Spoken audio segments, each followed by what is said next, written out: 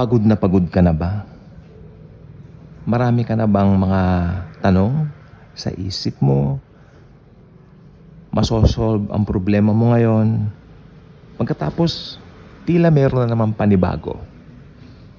Parang walang kapayapaan. Parang walang peace. Parang wala yung hinahanap mong maging dapat ganoon. Pero may sinabi ang Panginoong Hesus sa Biblia, "My peace I give unto you, not as the world gives." O yun, pasok tayo ngayon dito.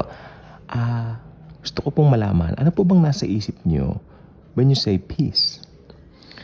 Kasi sabi nga ng Panginoong Hesukristo, the Lord Jesus told us dito po sa verse na, "Not as the world gives."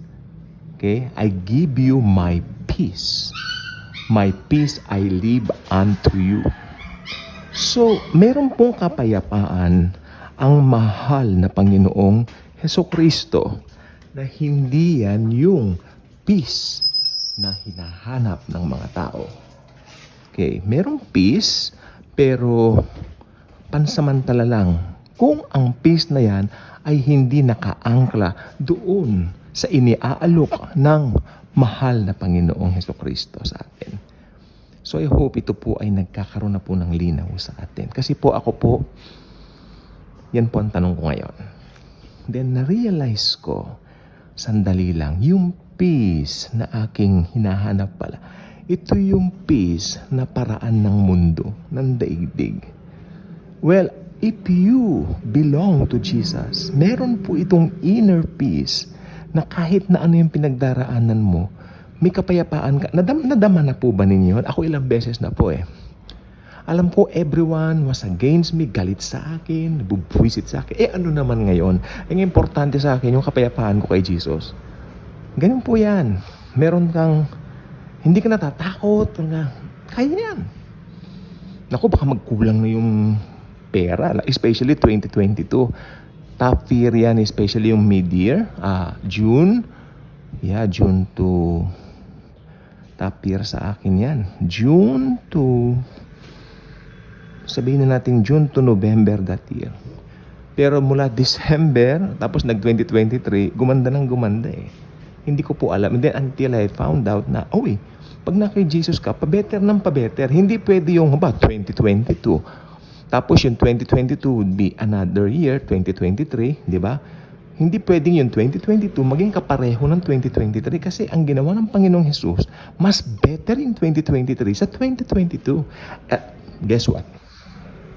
Ngayon po ay 2024 na. Ang 2024 ay mas better sa 2022 at sa 2023.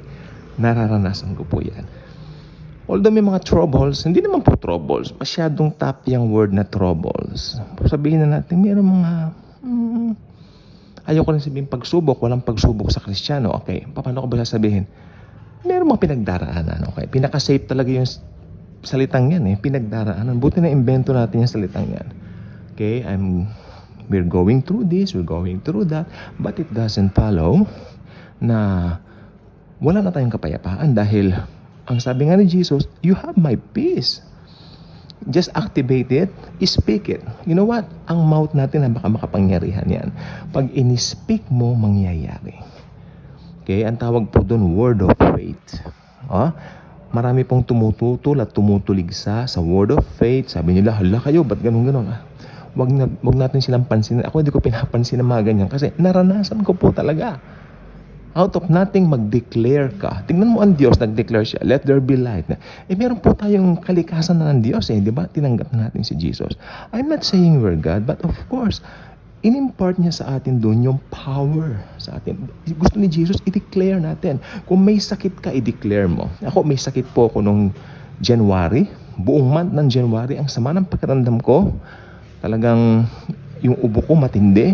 Pero declare. Okay, I declare, nag-declare ako ng araw na yun, and then tomorrow, meron pa rin. Keep on declaring hanggang lumabas na yung, or should I say, hanggang mawala na yung symptoms. Ngayon, wala na po yung symptoms. Kung papansinin niyo yung mga vlog ko noong January, ang pangit-pangit ng boses ko, pero despite of that, I would like to continue to share Jesus, His love, His grace. Okay, so, kung tingin mo, feeling mo parang mabigat, si Jesus ang ating kagaanan. And again, tignan mo, i-check mo mabuti. Baka naman yung peace na hinahanap mo ay yung peace na tulad ng hinahanap ko na peace ng mundo. Hindi po eh. Kasi yan ay temporal peace, pero yung peace I live with you, ani Jesus. My peace I give unto you, not as the world gives. Again, not as the world gives. Ibig sabihin, may binibigay din na peace ang mundo. Pero ang peace na binibigay ng mundo ay fake na peace. Pekeng kapayapaan. Sapagkat ang tunay na kapayapaan, kay Kristo lamang makakamtan. Kaya kung hindi ka pa subscriber sa channel na ito, I invite you to do so. Click the notification bell, share this video, share the wonderful love of the Savior, the God of gods, the God of glory, the God of the Milky Way, the God of the universe, the God of the galaxy, the Lord Jesus Christ. Thank you. And as always and forever, Jesus truly loves us all.